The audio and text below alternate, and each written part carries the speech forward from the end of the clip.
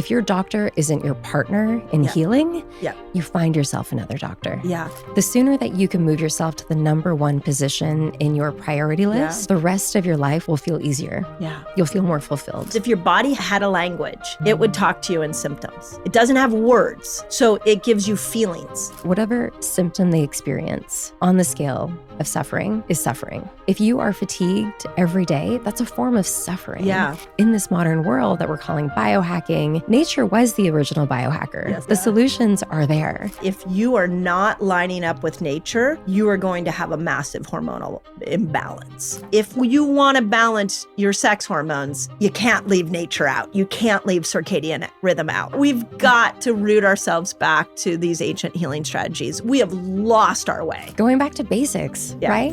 The following is an Operation Podcast production.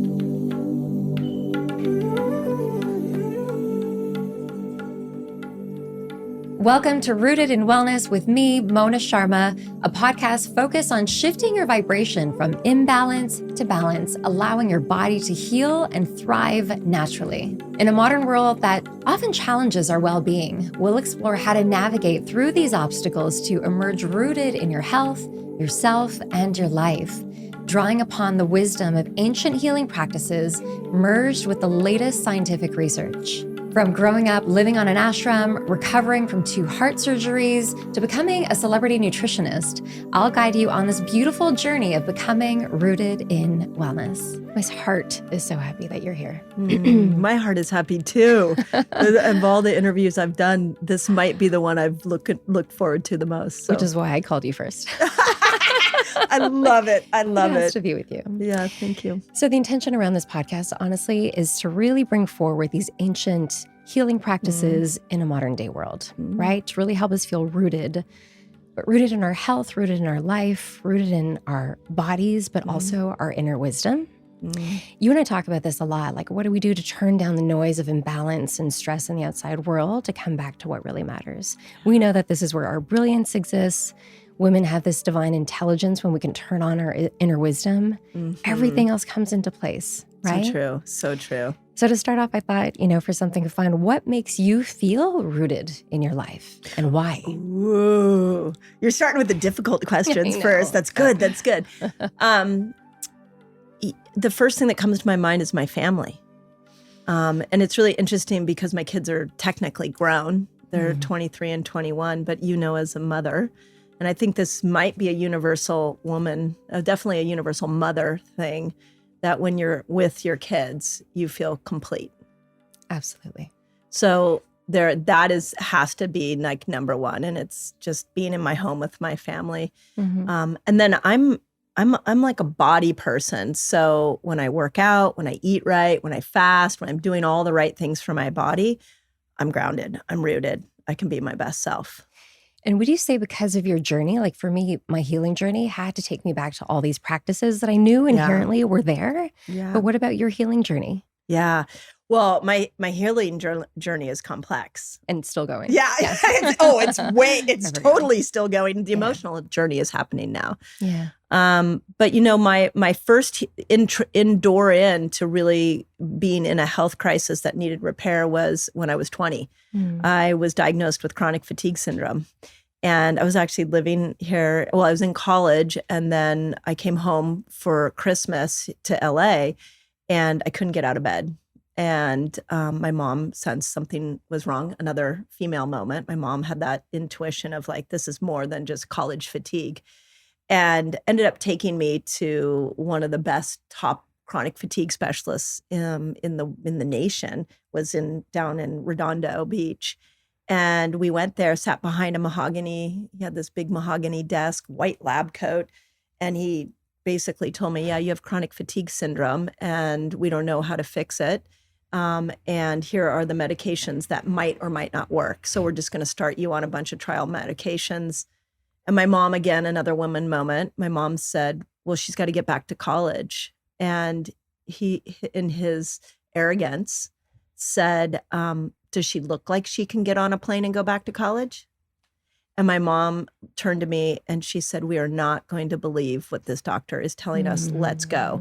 And she literally pulled me out of that appointment and took me here to Santa Monica and to her holistic MD that changed my diet, did acupuncture with me, did IV drips, and within 3 weeks, I was back at school. Oh my gosh. Yeah. Good mama. Great mama moment.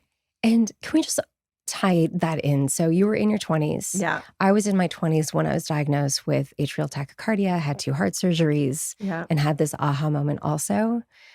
But what was it about that time? Like, if you could go back, was it hormonal? Was there stress in your life? Was there an impact from the external world? Was it toxins? Can you? So it's such a good question, because I think this is a big formula that I hope every woman understands, which is your body is perfect. Yeah. It is always doing the right thing at the right time. It just has to adapt to whatever environment you give it. And we call them interferences. We get physical, emotional, chemical, spiritual interferences. And at that point, if a barrage of interferences come in, the body doesn't know how to balance itself and it breaks down. So if we go back to the 20-year-old version of me, I was eating wrong. I wasn't sleeping. I was a college student. I was drinking. I was a competitive athlete. I was being pushed physically.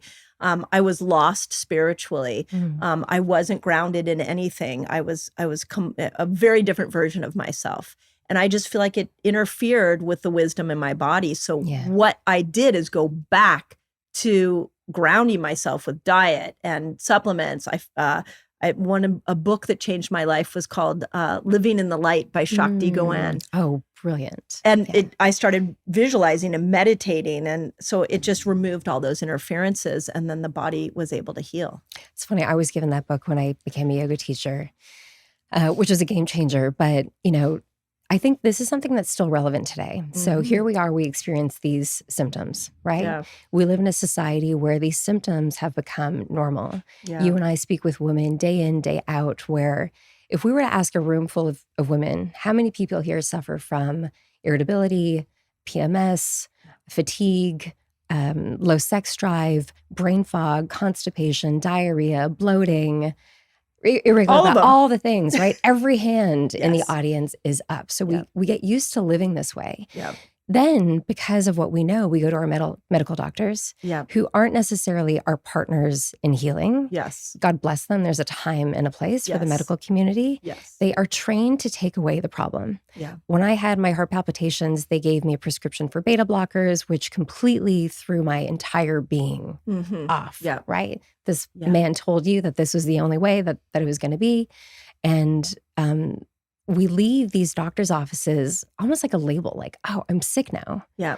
I have chronic fatigue syndrome. I have a heart condition. Yep. I have PCOS. I'm never going to be able to have kids, whatever it is. Yeah. And we identify with that diagnosis, right?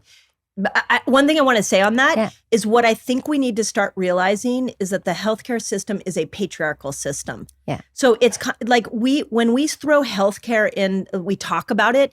It's kind of like how we talk about fats. We used to say, "Oh, fats are bad. Everybody get off of them." And then we realized, wait, there's good fat and there's bad fat. I have a new phrasing with carbohydrates. Everybody's like, "Oh, go low carb." It's like, wait, nature provided us some amazing carbs. But the man-made carbs we should probably get off of. Yeah, so I feel like in the healthcare system, we need to start talking about a patriarchal and a matriarchal healthcare system. And the patriarchal healthcare system is, you want a diagnosis, you have a symptom, I'm going to give you a solution. And then a matriarchal approach would be like, let me check in on my intuition. Let me see if I need to soften and recover a little bit more if these symptoms would go away. And so I think the problem is we are not talking about a healthcare system in two different languages. And I think even despite, how far we've come today, I still feel that doctors, they're not asking those questions. Yeah. They want to know, are we smoking? Are we drinking too much? How often are we eating out? Are we overweight? Yep. For me, they never asked about, well, what was going on and why is your heart hurting? Yeah. Why do you feel sad? They just wanted to know if I was eating at McDonald's, drinking too much, doing drugs, which I probably was at the time, which didn't help. But that was my coping mechanism also, right? We have these coping mechanisms that we adopt because of the suffering. Yep. Right? Yep. So that has to change. And this is Has where to I think, change. the power of the female spirit, when we're at our doctor's offices, asking questions, Yeah. why is this happening? Where did this start? Why do I have those symptoms? What Yep. can I do to prevent it? Yep. And if your doctor isn't your partner in Yep. healing, Yep. you find yourself another doctor. Yeah. Right? I have a really interesting story on that where we took what a doctor said and then we applied a feminine intuition to it. And it was with a client that I was working with last year who had a really bad cold. Mm. And the doctor said, you have to take an antibiotic. You have to, otherwise, like all the doomsday, like you're never going to get over the cold. And so we had spent a year fixing her gut. And I was like, oh no, like we all know 90% of the good bacteria is going to be wiped away with one antibiotic. And so I just said to her, well, tell me what your intuition says. And she's like, I don't feel like I need it. I'm like, okay, we're going to check in every day. So literally every day I said to her, tell me what your intuition is. She's like, it's not an absolute yes yet. I still feel like my body can do this. We did that for a week. She got over the cold, never had to use the antibiotic. So perfect example of the fear component, Yeah. right? Had she not have had you, Yeah. being that voice of reason in her life, echoing a different way, Yep. she probably would have continued to go down this route of antibiotic after antibiotic, Yeah. right? Which is Yeah. such a common scenario So today. it's so common. Yeah. But we've lost the appreciation of a woman's intuition. Mhm. And we have a great intuition. Yeah. And a lot of women haven't tapped into it. But I mean, most women I sit and talk to, you talk about a hunch you feel in your body, and women are like, oh yeah, I get that. Okay, now are you applying that to your healthcare? Yeah. We're never wrong. Yeah, It's we're never never wrong. wrong. It's so true. Our intuition's never wrong. God, these gifts, we were just taught how to use them as children, right? How Yeah. different our experience growing up would be. So true. Our own health and happiness and all of the things. So elaborating on this then, if the people listening are like, oh gosh, I have that symptom. I'm still experiencing that. I have an irregular cycle. Hmm. I have bloating. I have acne. Yeah. I have low sex drive, and I'm too young to be experiencing these things. For you, I'm calling upon your experience because I think that people look at us often and think that, oh, we're healed. Right. We figured it out. We've got all the right answers. We know what to Yep. do. But you said the most beautiful thing to me.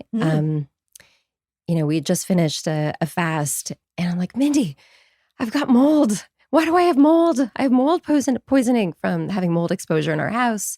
And here I was on another really extensive healing protocol. And I thought, Mindy, like I've had the heart thing. I've had the heart surgeries. Like I'm done. Yeah. And he looked at me and he said, Mona, you wouldn't be on this journey of being a healer out in this world if you weren't on your own journey. Yes. Yeah. And that stuck with me. Oh, I love that. I'm like, oh, did I say that? You That said was that. good. We were out in the woods in nature. Yeah. No, but I think we're always on a healing journey, and for everybody, your body has to always adapt to whatever environment you are giving it. Yeah. And if you're not paying attention to the environment, sometimes the environments are really stressful. Sometimes the environments are chemically toxic. And if you're not coming back home and figuring out how to build that body back up, and you're just doing the same thing over and over and over again, at some point you will get disease, which is really disease. It's the body can't handle all the traumas that it's being given. Absolutely. So to me, optimal health and a health journey is knowing how to course correct and how to adapt to whatever environment you're putting in. And I don't know any woman that's wrapped in bubble wrap that is like sitting at home meditating all the time and has no stress. Yeah. So we have to learn to adapt to this new world. The modern world is really, really throwing a lot at the female body. So over the years, now you've become so aware of your body and your symptoms. You know what you do not want to go back to when it comes to your health, right? You're aware of your symptoms. Definitely. So what are some of the things that make you feel uprooted then? So if we want the listeners to really understand, you don't just arrive at disease or disease. There's symptoms along the way. The instigation is often stress from different culprits. Yeah. What causes you to feel uprooted? Ooh, another great question. Well, for starters, bad food. I'm a little bit obsessive on good food because good food makes me feel so good. And bad food, even eating out, like I love eating at home. But when I'm traveling a lot and I have to eat out, I try to make the best choices I can, but it takes me off my center. So bad food for sure. Lack of movement. I have to be moving all the time. If I I walk 3-4 times a day. Like I just got to get out and move my body. But if I'm not doing that, throws me off. And a new one, I'm going to throw a new one, and it's a work in progress. So this is what I'm working on. Putting everybody else's desires for me ahead of my own. I'm in a really interesting point in my life where at 54, I'm like, I'm exhausted taking care of everybody else around me, making sure that everybody is happy. And it's time, the next year is about taking care of me. And that is going to take work because I've spent my whole life taking care of everybody else. So I can hear people saying already, well, I could never do that. It's so selfish. I have a responsibility. I have a family. How do we help people understand? And I say this all the time to my clients. The sooner that you can move yourself to the number one position in your priority list, the rest of your life will feel easier. Yeah. You'll feel more fulfilled. Yeah. Right? You have a full cup to pour from. So true. So the greatest gift you can give your loved one is optimal, incredible health. And I'll give you an example. I'll give you 2 examples. One was a journey that I walked with a patient of mine that had breast cancer. And she was, kicking butt in her business. She was a community leader. I mean, everybody loved her. And then she was diagnosed with metastatic breast cancer. And she was given 3 months to live. And we worked on her lifestyle, and she turned it into 10 years. Now, if she had known 10 years prior to that how to take care of her health, I absolutely know she would be here today. And so the ultimate gift you can give your loved ones is incredible health. And we don't look at that as women. We often are like, well, I want to please my spouse, or I need to take my kids to the 5th activity of the week that they need to do so they can get into the right college. Like we're always doing for everybody else. And we forget that if we lose our health in that, they lose a loved one. It's bigger than just, you're not showing up your best self. You could literally lose your life. I had a Dutch consultation one time, a Dutch hormone test with a patient of mine, and her toxic estrogen was ridiculously high. And she ate out all the time. And I said to her, you got to get off the food, the pesticides. You got to get off the endocrine receptors. Your body's not clearing it. It's staying in your tissues. You are on a fast path to some type of hormonal cancer. And what she said to me shocked me. She said, yeah, but that's how my husband and I bond, is eating out. And I said, I'm going to be really bold with you right now. He's not going to have somebody to eat out with if you don't start to clean up that toxic load. You want that to be a lifetime bonding process. Yes. That's right. So I think we have to flip it as women. We have to stop thinking, oh, I need to perform and do for everybody else. I need to take care of me first, and then I can perform and take care of everybody else. Absolutely. It has to be reversed. We used to live in villages, right? With other women and aunties and sisters and mothers and grandmothers where the support was there. So, I really feel it's overwhelming, right? It's The really amount of responsibilities of a woman living in today's modern world, to be healthy, to do it all, to have a profession, career, show up as your best self. It's a lot. Yeah. But it all comes down to our choices. Yeah. And listening to you speak, there's 2 sides of this. I think first and foremost, I hope that the women listening can really acknowledge that whatever symptom they experience on the scale of suffering is suffering.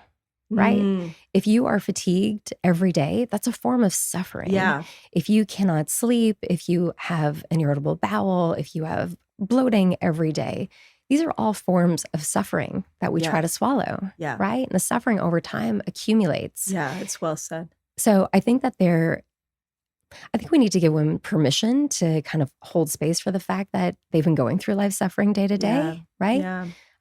As they try to show up every day. Yeah. Oh, I have so many thoughts on that. Yeah, I know, because I just feel like, despite living in an era of hyper wellness and what to do, we're going out into the world, we're trying to follow other people's protocols, other people's programs without tuning into our intelligence and really acknowledging, okay, I always ask, what are the 3 biggest symptoms that you want to take away? Let's focus on those 3 things first. What would the impact be if we took away those 3 symptoms? Yep. How could you show up for your work, for your children, for your loved ones, for your friends, for yourself in your life, right? Yeah. And then we can make the right choices or adopt a plan with those choices involved to take away the suffering. Yeah. There's so much to comment on there, and it's so well said. But one thing that I've been trying to help women understand is if your body had a language, it would talk to you in symptoms. It doesn't have words. Right. So it gives you feelings. And so when the feeling is low energy over and over and over again, it's saying, rest me. If it's a digestive problem, it's saying, let's go back and look at your food. How can we look at food to heal me? If it's a brain fog, the brain is saying, I'm inflamed. I need you to bring inflammation down. There's almost every single symptom can be interpreted as the body's way of letting you know there's an imbalance going on. But again, we go back to the patriarchal world, and I by patriarch I don't mean men, I mean power. I really want to make that clear. But we live in a world where women are having to achieve, we're having to push, we're having to ignore these symptoms that are showing up, and we haven't been given a world where we can rest and we can honor. And that's a problem. And I think you and I have talked about this. I think the feminist movement actually created more of an issue for us. Absolutely. Yeah. We need to rebrand feminism. And we need to look at it. Hey, you're so blessed to live in a female body. Yeah. And guess what? That female body needs a lot more rest and a lot more nurturing than the male body, because your body's able to house a baby. It grows a baby. You're a creator. You're a create creator. Life. So you have to start to look at your body differently, because and all the things it can perform, and then match a lifestyle that fits that. I can feel my heart going. I'm so excited about this. This is really the inspiration for this show, right? Yeah. Is to just call upon the fact that we have this innate ability to heal. We have wisdom within us. As you said, to recap, every single symptom that you experience, it's kind of like, indication from our body to tune in and listen. It's telling us what to do every day, every second, at all times. But are we listening? No, right? We're not listening. And to add to what you were saying, you and I speak quite often about our circadian rhythm and our connection to nature and how we're losing that connection to nature, whether it's through the foods that she offers. The majority of what we're eating today is packaged, processed foods, and it might be labeled as healthy, natural, organic, gluten-free, keto, paleo, and we think that, it must be healthy, right? So true. If it comes from a processed package, then it's dead food, essentially, for the body, right? So 1, there's the food. 2, it's aligning with the circadian rhythm of nature and her timing. Yeah. So when we start these protocols, when we understand the body, I think that we live in such a fast-paced society. We want the quick fix. Yes. If we don't experience the solution or a shift fast enough, we give up on a protocol too soon. So true. The leaves in the fall don't just fall off the ground. It's a process, right? It's a process for flowers to grow. Yeah. So what I say is, in this modern world that we're calling biohacking, nature was the original biohacker, yes, it right? was. The solutions are there. Yes. So let's talk about some of those rituals. Like when we align ourselves with the circadian rhythm of nature, when the sun comes out, getting outside, the foods that we eat from nature, what is the impact on our physiology? Yeah. Well, when you dive into hormones, you start to see that if you are not lining up with nature, you are going to have a massive hormonal imbalance. And I'll give you an example. Is one of the things I wrote about in Fast Like a Girl was something called the hormonal hierarchy. And the hormonal hierarchy says that our sex hormones are going to be determined by our insulin sensitivity. So if we have a good glucose metabolic system with insulin, it's going to be, our sex hormones will be nicely balanced. And the insulin system is highly controlled by cortisol.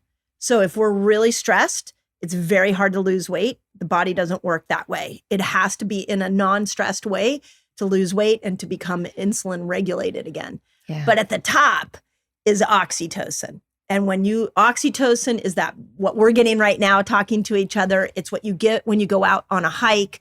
It's, it's getting connected and rooted back to the earth. You can find a lot of oxytocin. You don't always need another person to get oxytocin. Yeah. So if you just look at us hormonally, we are set up to thrive when cortisol is low, when we eat foods that are balanced, the glucose is balanced, and when we're in environments that feel nurturing and loving and supportive, and nature does that for us.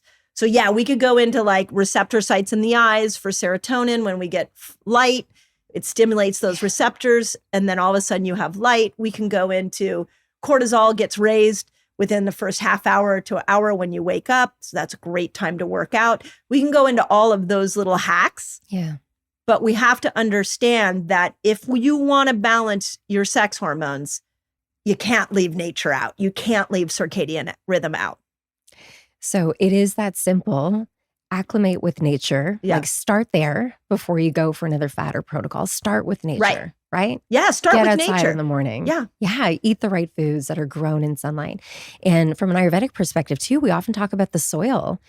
Soils at different part of the year contain different microorganisms that support our gut microbiome. Yeah. With the change in seasons that help optimize our immune system. Yeah. Right? Right. So, Yeah. And oh my God, there's so much on that. So, if you look at, this is one of the things I noticed when I first started fasting, so many people was everybody was having like heart palpitations, hair falling out, and then I realized, if we add minerals back in either before a fast or during a fast, all of that went away. And it worked like a charm. It still works like a charm.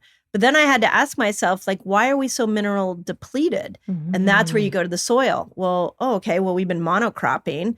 And so the foods that we're eating don't have the same mineral content that they did 10, 20, 30 years ago. So we're so I think of it like a baseball stadium. Our recommendations for health are way up in the nosebleed seats. Bring it down. Bring it down. We've got to root ourselves back to these ancient healing strategies. We have lost our way. Going back to basics, right?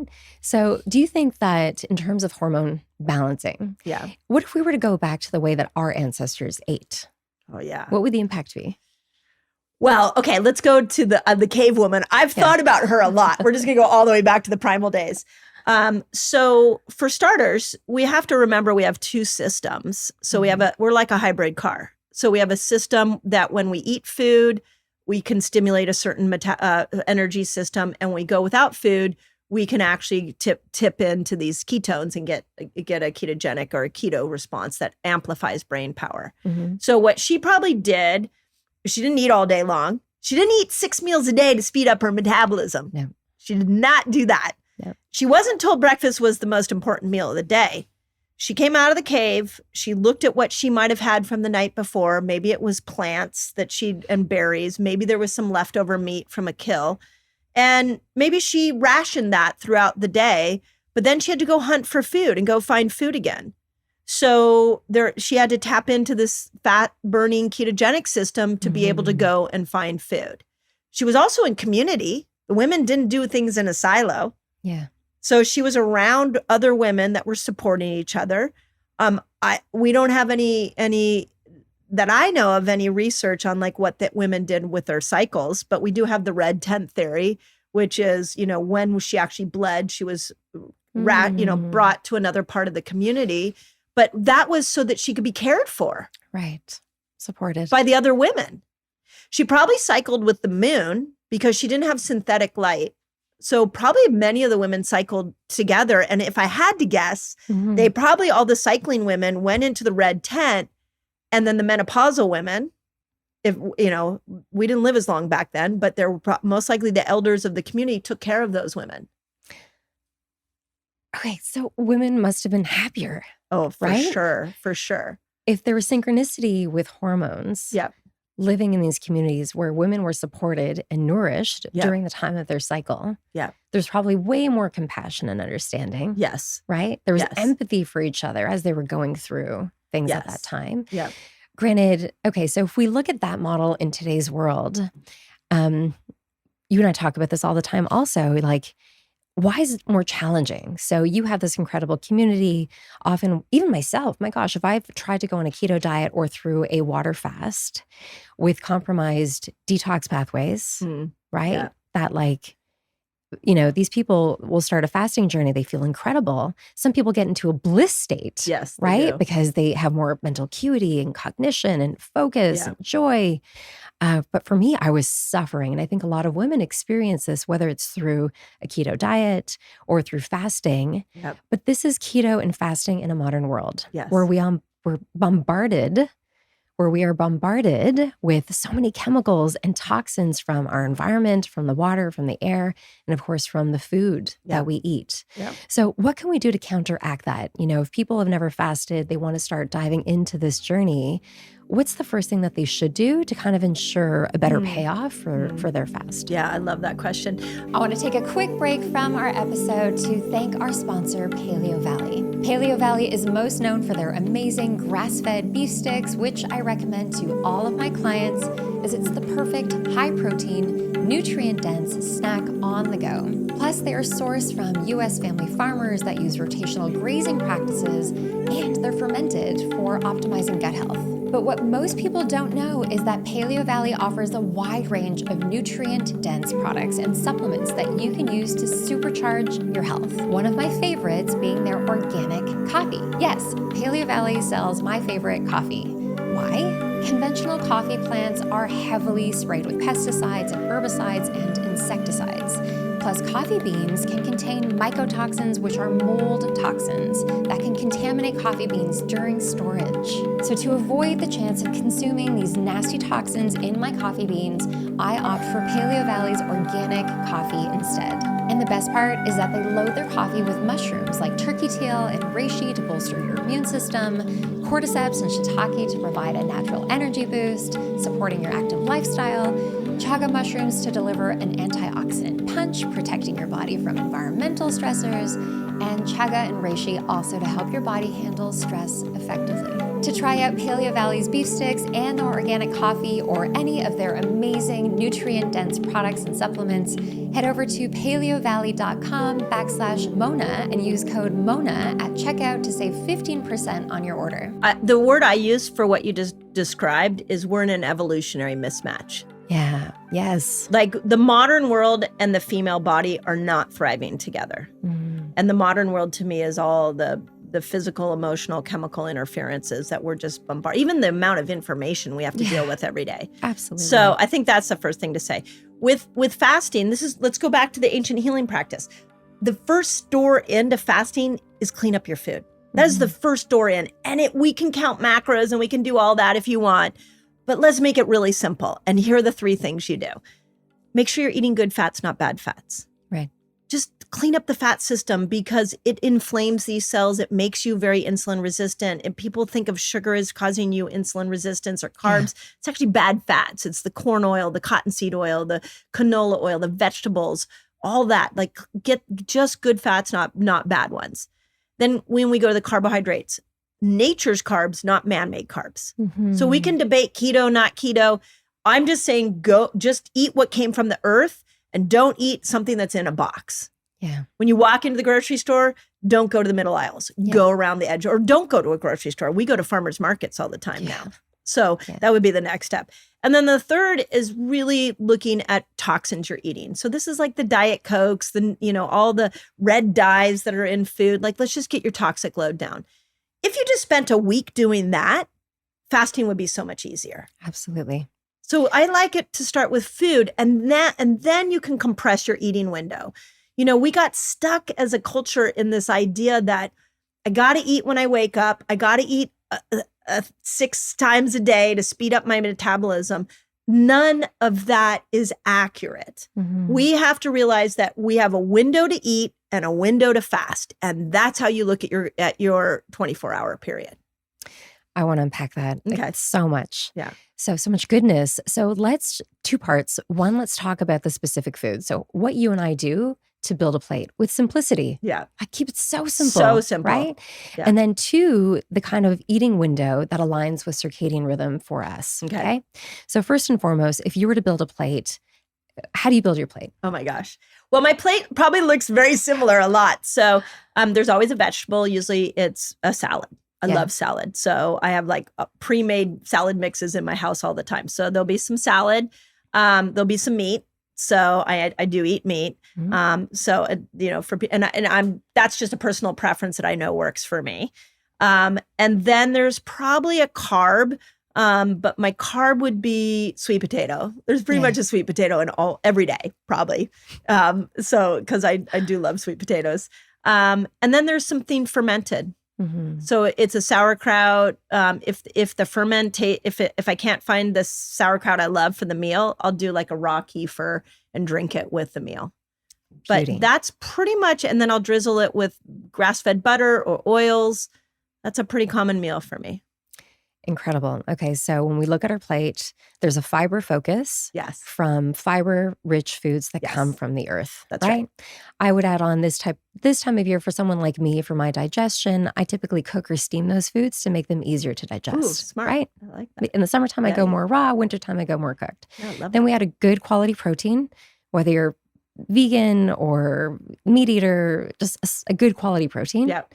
We've got something to feed the good bacteria in our gut, the probiotics, and then we've got a good fat as a drizzle. That's right. Right? Yep, exactly. So if you're vegan, you could swap out lentils or something like that. Yeah. But you do need some protein in Absolutely. there. Yeah. So I love the way you broke that down. Yeah. And the other thing is that when I put a meal together, I think of two things. I think of what my body needs, and I think of what my taste buds want. But I separate those out.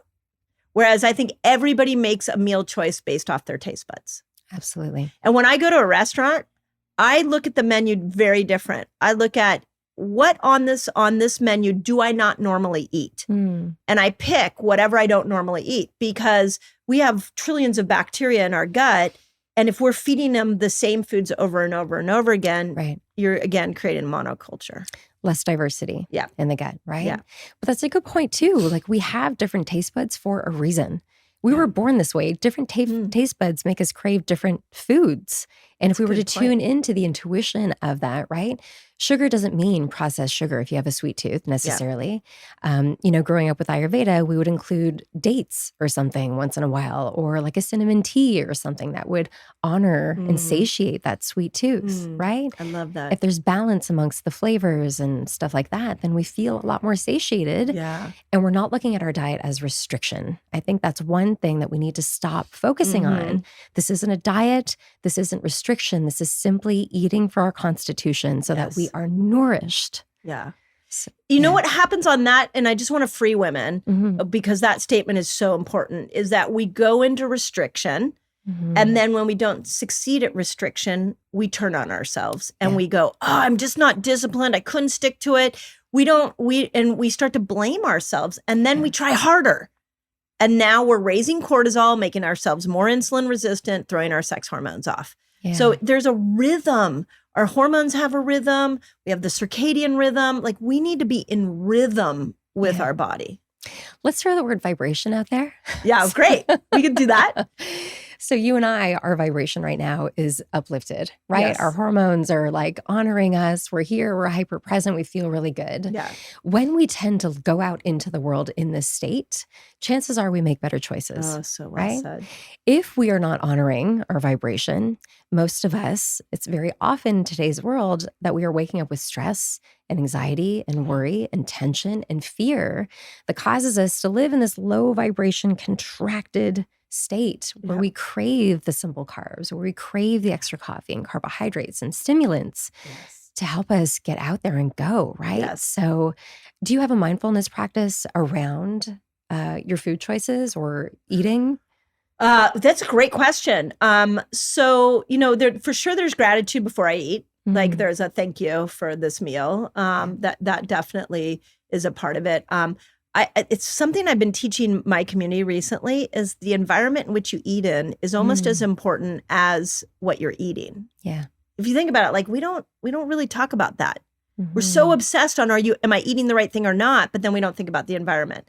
So I think about that. Like, I think, okay, if I'm sometimes, full transparency, sometimes I'm standing at the kitchen table and I'm just throwing stuff in my mouth because I need to get somewhere after that. And then I just remind myself, could you just slow down for a moment? You're just like a minute or two, chew your food, put your phone down, sit your body down. So I try to remind myself that the environment I'm in is definitely going to dictate how this meal is going to be taken in vibrationally by my body. I love that. You're changing your state. Yeah. And I can hear, a lot of women, mothers especially, we're throwing things down the hatch, we're standing in the kitchen, we're getting things done. But simply tune in, notice, how does your body digest food in that state? Yeah. Especially for all those people who eat while they're driving. Yeah. Versus when you sit down, you're hyper present to the meal or with someone that you're enjoying the meal with, and the impact of what your digestion is like. Yes. Right? Yeah. Again, we go back. I think about our the cave women a lot. Like they sat around the fire in community, eating. So community is really like in our family. We have big, elaborate meals like all the time. There's pretty much always dirty dishes because we're cooking, we're connecting, and that's really important. We've lost the art of just a good meal with good friends. If you go to Europe. They're like, I remember this one time I was in Italy and I watched this family sit at a meal for 3 hours, these 5-year-old children without a phone. Sat there talking and interacting for 3 hours. Like we've lost that art. I agree with you. Yeah, let's bring it back. Right? Hold each other accountable to doing that. I love it. All right. So we've talked about nutrition and some healthier choices. I think that's something we should address also is fitness. You talk about this. I know that you're working on a fun project also that's going to be launching. Men today continue to be the shareholders of information on fitness and nutrition and longevity for women. Ah, so well said. Yes. And God bless them. Like a lot of these incredible doctors are friends of ours and like colleagues, and they're incredible. Yeah. They're brilliant. But when I hear these men speak on hormones, the first thing that comes to my mind is you will never know what it's like to experience PMS or missing your cycle or having PCOS or having miscarriages or menopause or pregnancy, right? And I love you, but all the data and science in the world will never help you understand how I can cope with this. Yes. Yeah. Can we talk about children? Speaking of babies, do you know in Japan, the elders will go sit outside of children's schools to take on their energy and watch them laugh? Oh, really? Yeah. So in Okinawa, where it's a blue zone, it's something that they practice. I want to go to Okinawa. Same. Okay. Let's do a girls trip. Yeah, a girls trip. So I've got a couple of women that want to go. Wow. And I'm in either next year, it depends. Maybe not next year, but 2025. Let's go. So it might take me some time to organize it. Okay. Yeah, perfect. I'll find out. Right. We're good whenever you're ready. Okay, so men being the shareholders. Yeah. So let's talk about the fact that, men have been given this space. Women are following their advice, but they are still experiencing suffering and symptoms. I think this is so important and it's a delicate topic because there are some amazing men absolutely that are really supportive of women, what we need, our hormones. They're bringing great education to us, but it's only from the head. It's not from the heart. It's not from the soul because they don't know what it's like to live in a female body. I'll give you an example. I rarely talk about men and testosterone because I don't live in a male body. I mean, not to be crass, but I don't know what it's like to have an erection. I'm not going to make a comment on it. Yeah. Now, I could tell you lots of thoughts about testosterone and how it plays out in men, but I don't know that sensation. Yeah. So it's really challenging for me when we have male doctors, male podcasters, male biohackers that are standing up and saying women need to do it this way. I think, thank you for vying in, but the women, we need to rise up and say, hey, this is what the science is showing, the science that's mostly done on men and mice. This is what I've experienced with the information as a woman. Now you go experience it and you tell me how it works for you. Yes. You and I have talked about this a lot, and it's really starting to be like nails on a chalkboard for me. Absolutely. And we have the shared vision. You and I know a big priority for us this year is to really showcase these Yeah. women who are doing the work, who That's have right. the experience, massive communities, have the data, have Yeah. lived through it through experience, but they're not given the same platforms. That's right. So let's shift that. Yeah. Make it more part of the conversation. And maybe in discussions with our friends, like this has to be part of our conversation as a woman Yes. to seek out other women in our communities globally Yes. so that we can go back to what we know is going to serve us. That's right. Right? And one other thing I want to say on this is that let's talk about science for a moment. Yeah.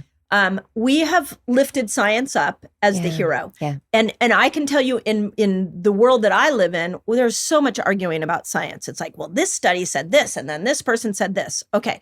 All science is a very controlled environment where we are taking, like, again, a mouse or a man, and we're taking as many variables out of the picture as possible to study one thing. And then we get a little glimmer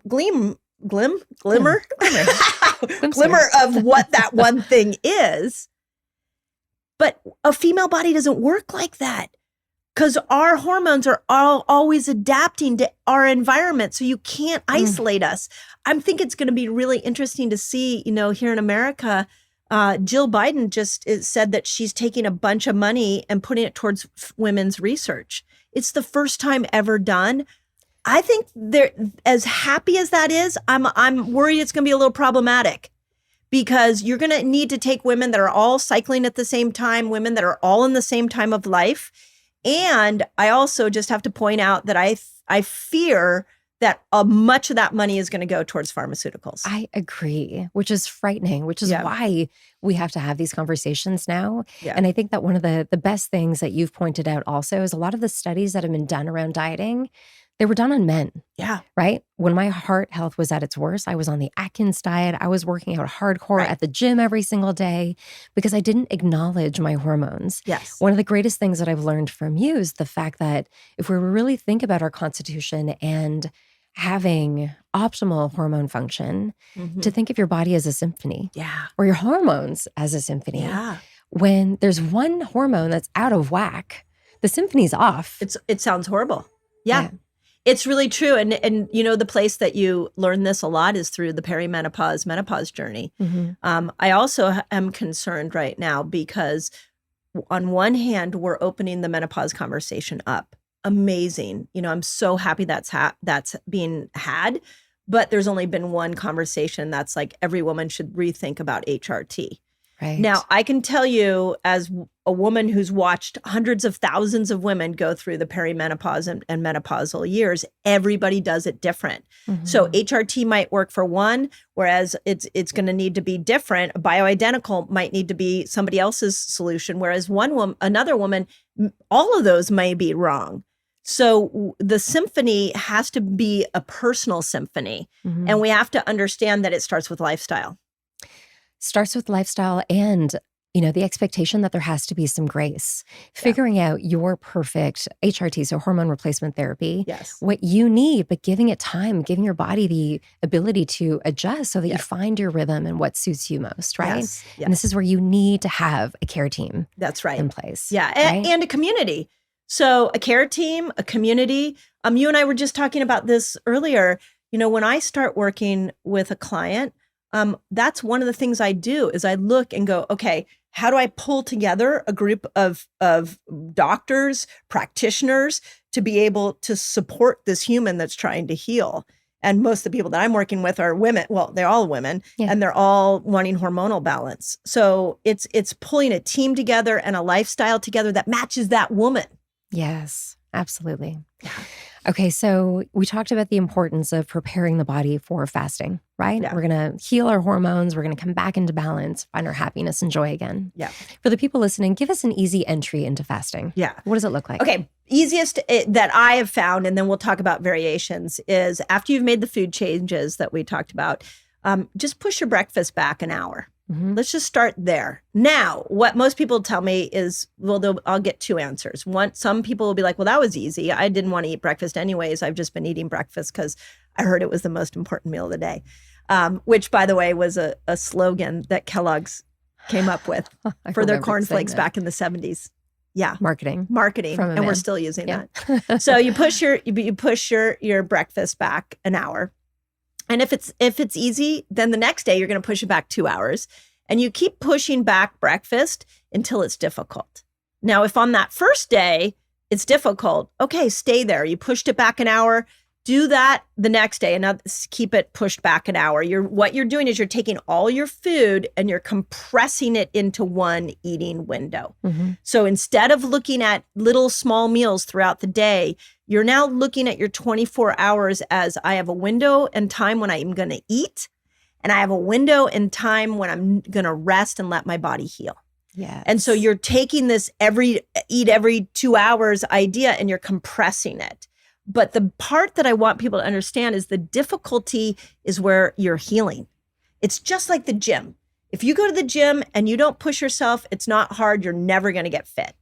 So I'm asking you to compress your eating window, start hour by hour. And when you hit a difficult spot, maybe stay there, a couple of days and then push it again until ideally the first ledge we want to get you to is where you're eating all of your food in an 8 to 10 hour eating window. God, this is just what I love about you so much. Okay, so when we're fasting, we're looking at that period of healing with healing. Intention. That's right. Right? It's not dieting. It's not, I can't. It's not, I'm not allowed to have that. It's not, I'm on a hardcore protocol. Nope. I'm giving my body permission to heal. Yeah. Right? Yeah.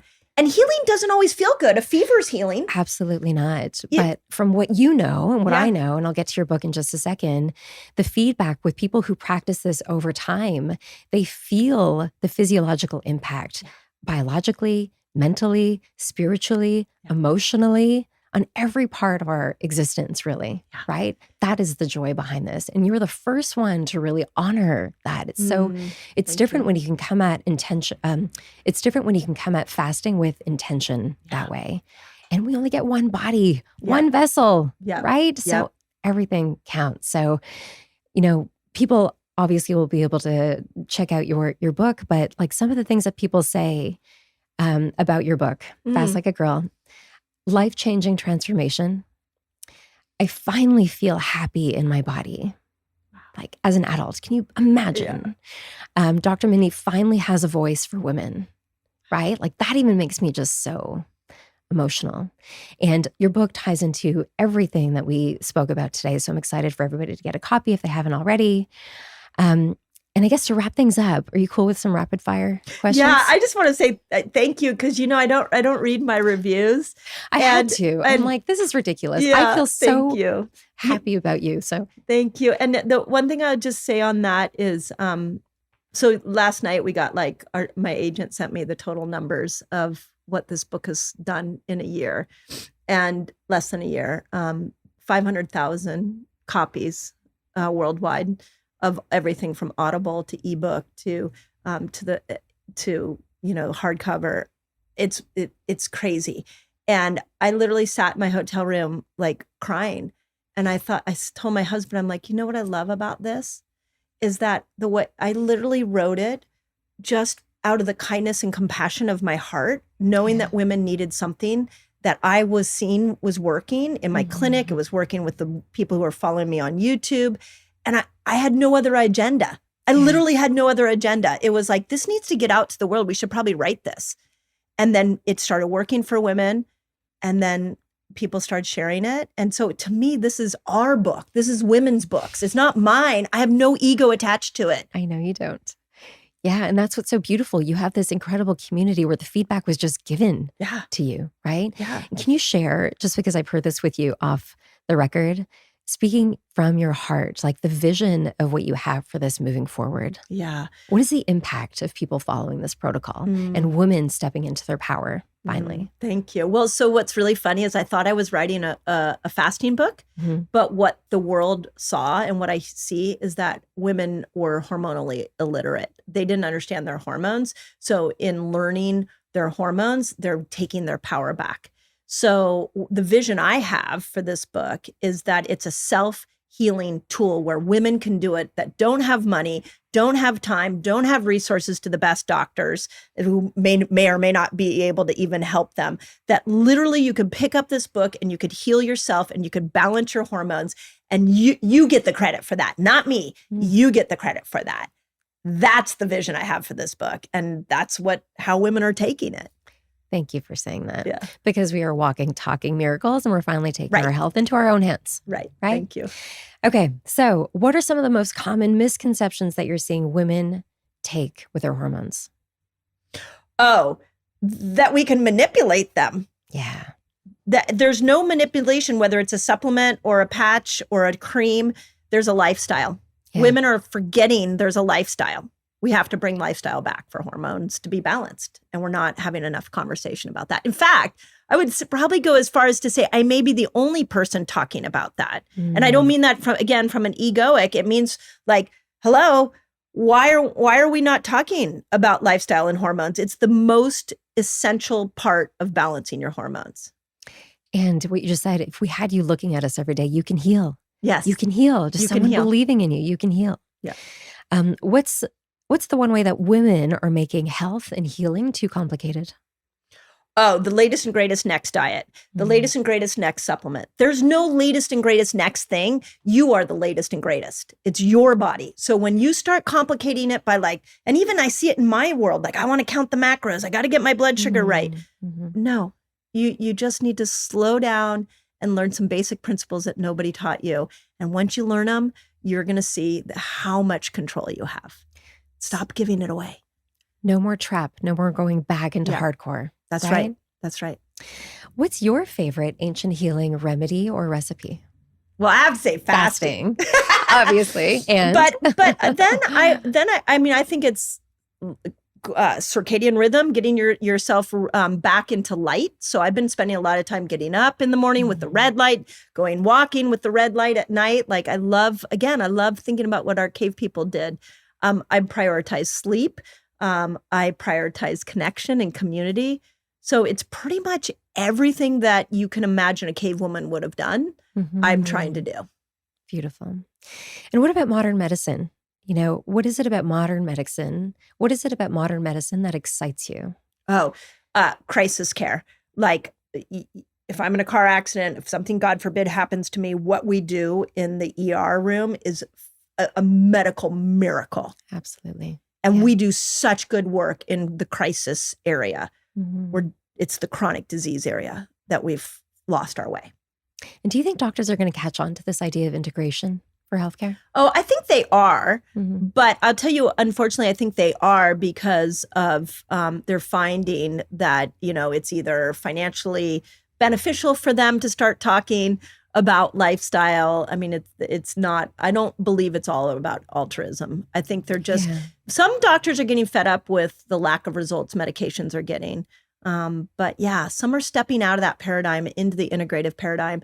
And I think the integrative functional medicine world is really exciting because you've brought all doctors into that. We've got to get out of this mentality that the medical doctor is the end all be all. Let's go back to what I do when I coach somebody. I bring every doctor, breathwork specialists, meditation specialists, everybody I can bring together to heal that person. So I think we're going to have to put down that the old mighty doctor, whatever doctor it is you're choosing, has the answer. It's a team that needs to come together. Imagine going to your doctor's office, you meet with a meditation teacher, primary caregiver, physiotherapist, hormone specialist, right? Amazing. Amazing. Amazing. And we can't, as you know, as a health expert, I'll say the same thing. I'm not an expert in everything. Yeah. I know fasting really well. I know food really well. I know lifestyle for hormones really well. But if somebody's got an emotional trauma, that's not my specialty. But I'm sure going to find you somebody to get that taken care of because it plays out in how your hormones will balance. I love that. Build your care team. Yeah. 3 simple things that women can do today to start optimizing their hormones. Well, fast like a girl. And what that means is learn how to fast according to you, wherever you are hormonally. Pull out all the endocrine disruptors. Pull up Think Dirty app, scan all your beauty products or Skin Deep, scan all of those. Easy. You can do it on a Saturday and throw out anything that's throwing your hormones off. And learn how to rest. Learn where mindfulness and recovery and slow your life down. If you do those 3 things, I don't care if it's PCOS, infertility, bad menopause symptoms, or a cancer diagnosis, those 3 things will get you so far in overturning those diagnoses. We could probably do a whole show just on rest. Oh, we could, right? For sure. Next time. Yeah. I'll come back. Just invite me back. What's something that you're really passionate about now? Well, my most current thing is what happens to the female brain after 40. I'm really upset that we are not talking about the fact that estradiol, as she goes away, was stimulating dopamine, serotonin, glutamate, acetylcholine, BDNF, oxytocin, and that when progesterone goes away, she was stimulating GABA. So we are not losing 2 hormones after 40. We are losing 10 neurochemicals. And we need a lifestyle to match that. And nobody's talking about that. And then we don't have to suffer. That's right. And I just want to own that in, because up until you and your book, me going into my 40s and experiencing hormonal shifts, especially after the mold, it's really easy to identify as this being a way of life. But because of you, I know that it doesn't have to be. Thank you. Thank you. I adore you. Thank you. I adore you. The feeling's mutual. Let's keep this growing. That's right. More to come. Yeah. Lots on women's health this year. Just thank you for putting all of this out into the world. Oh, you know what? I feel like I just want to open the conversation up, and then we all need to step into it. So I'm so excited for what you're doing with this podcast, because it's so needed. And to everybody listening, like, your voice matters. So keep speaking up, keep learning, keep connecting. The time has come. And if we do this together, 10 years from now, we'll sit back down here and talk about all the amazing things that are happening in women's health. I love that. Thank you. Thank you.